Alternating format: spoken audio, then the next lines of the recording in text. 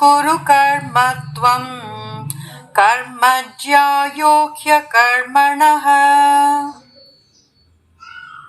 శరీరయాత్రాపి చ తే న ప్రసిద్ధ్యేద కర్మణః. కాబట్టి నీవు వేదముల అనుగుణంగా విధింపబడ్డ కర్తవ్యమును నిర్వర్తించాలి. ఎందుకంటే పనులు చేయటం అనేది క్రియారాహిత్యం కన్నా ఉత్తమమైనది. క్రియాకలాపములను విడిచిపెట్టడం వలన శరీర నిర్వహణ కూడా సాధ్యం కాదు.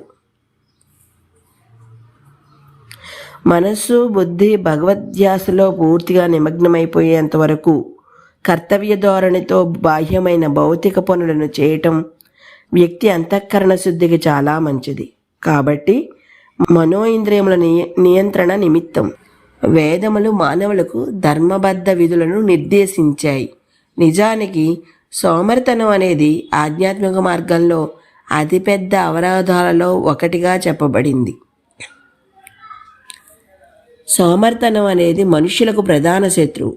అది వారి శరీరంలోనే ఉంటుంది కాబట్టి మరింత హానికరమైనది. పని అనేది వారికి అత్యంత నమ్మకమైన స్నేహితుడు లాంటిది. అది పతనం నుండి కాపాడుతుంది. సాధారణ క్రియలైన తినటం, స్నానం చేయటం మరియు ఆరోగ్యం కాపాడుకోవటం వంటి వాటికి కూడా పని చెయ్యాలి. ఈ తప్పనిసరి చర్యలను నిత్యకర్మలు అంటారు.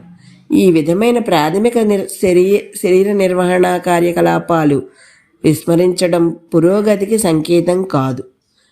అది శరీరము మనస్సులను కృషింపజేసి బలహీనపరిచే సోమరితనానికి నిదర్శనం. మరో పక్క చక్కటి పోషణతో ఆరోగ్యవంతంగా ఉంచుకున్న శరీరం ఆధ్యాత్మిక పదంలో ఎంతో సహకారంగా ఉంటుంది.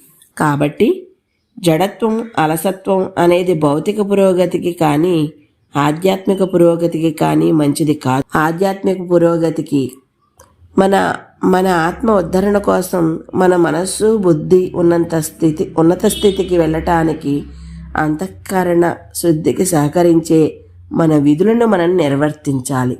ఈరోజుకి ఎక్కడితో ఆపుతున్నాను. మిగతాది రేపు చెప్తాను. అంతవరకు ధన్యవాదాలు.